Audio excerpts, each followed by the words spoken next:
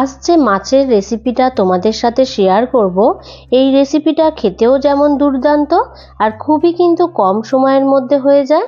তাহলে চলো ভিডিওটা দেখানো যাক। আর একেবারেই কিন্তু ভিডিওটা স্কিপ করলে চলবে না।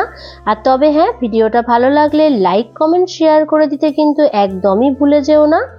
হ্যালো ফ্রেন্ডস, আমি সুস্মিতা, বং ব্লগার সুস্মিতা চ্যানেলে তোমাদের সবাইকে স্বাগত জানাই। আজ রেসিপি পাবদা মাছের লাল লাল ঝাল।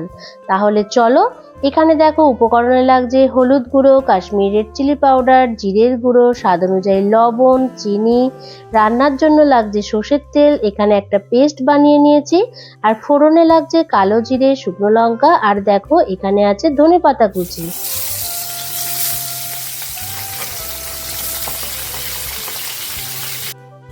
লবণ হলুদ দিয়ে তো মাছগুলোকে বেশ ভালোভাবে ভেজে নিয়েছি। একই তেলের মধ্যে দেখো মাছ তুলে নেওয়ার পর কালো জিরে আর শুকনো লঙ্কা দিয়ে দিলাম। আর এই যে পেস্টটা দিলাম, এখানে আছে টমেটো, আদা, রসুন আর কাঁচা লঙ্কার পেস্ট। তবে কিন্তু এই রেসিপিতে বেশি রসুন আর আদাটা ব্যবহার করবে না, যতটা পরিমাণে কম দেওয়া যায় ততই ভালো। কষানো হয়ে যাওয়ার পর টমেটোর মধ্যে যে জল ভাবটা ছিল সেটা দেখো অনেকটাই শুকিয়ে এসেছে। বেশ ভালোভাবে নাড়াচাড়া করে নেওয়ার পর ধনেপাতার যে ডাঁটাগুলো ছিল সেগুলো আমি দিয়ে দিলাম, তারই সাথে দিয়ে দিলাম সমস্ত মশলাগুলো। আর এই সময় কিন্তু গ্যাসের ফ্লেমটাকে লো করে দিয়ে বেশ ভালোভাবে নাড়াচাড়া করে নিচ্ছি। যেহেতু এখানে অনেকটা দেখো শুকনো শুকনো হয়ে এসছে, তাই সামান্য একটু ঈষৎ উষ্ণ জল অ্যাড করে দিলাম।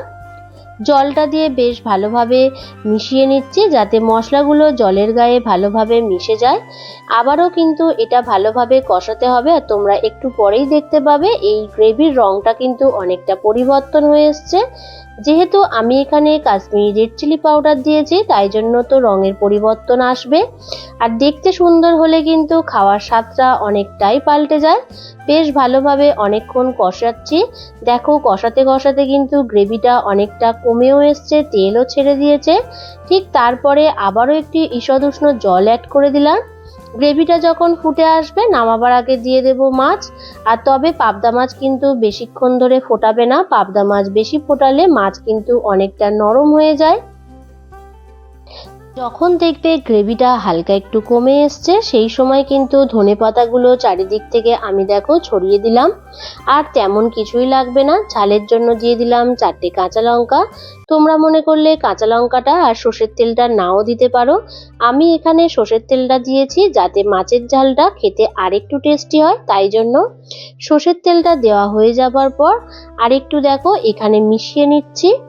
আর এই সময় কিন্তু গ্যাসের ফ্লেমটা আমি মিডিয়াম ফ্লেমে রেখেছি। তারপরে একটু 10 মিনিটের জন্য লো ফ্লেমে ঢাকা দিয়ে রেখেছিলাম। ব্যাস একেবারেই রেডি, লাল লাল ঝাল ঝাল একদম পাবদা মাছের ঝাল। তোমরা কিন্তু অবশ্যই এই রেসিপিটা বাড়িতে ট্রাই করবে আর খেয়ে বলবে কেমন হয়েছে। একবার অন্তত আমার কথা বিশ্বাস করে গরম ভাতের সাথে এই পাবদা মাছের ঝালটা খেয়ে দেখো, আমি বলছি খেতে কিন্তু অসাধারণ লাগে। তাহলে আমার এই পাবদা মাছের রেসিপি আজ এই পর্যন্ত। আবার দেখা হবে নেক্সট কোনো রেসিপি নিয়ে। আমার রেসিপিগুলো যদি ভালো লেগে থাকে অবশ্যই লাইক কমেন্ট শেয়ার করে দিতে কিন্তু একেবারেই ভুলে যেও না। নতুন কেউ দেখে থাকলে চ্যানেলটাকে সাবস্ক্রাইব করে দিয়ে বেল আইকনটাকে অল করে দিও। আরও যদি কিছু রেসিপি জানার থাকে অবশ্যই কমেন্ট করে জানিও, আমি যথাসাধ্য চেষ্টা করব। তাহলে চলো, ভালো থেকো, সুস্থ থেকো, টাটা।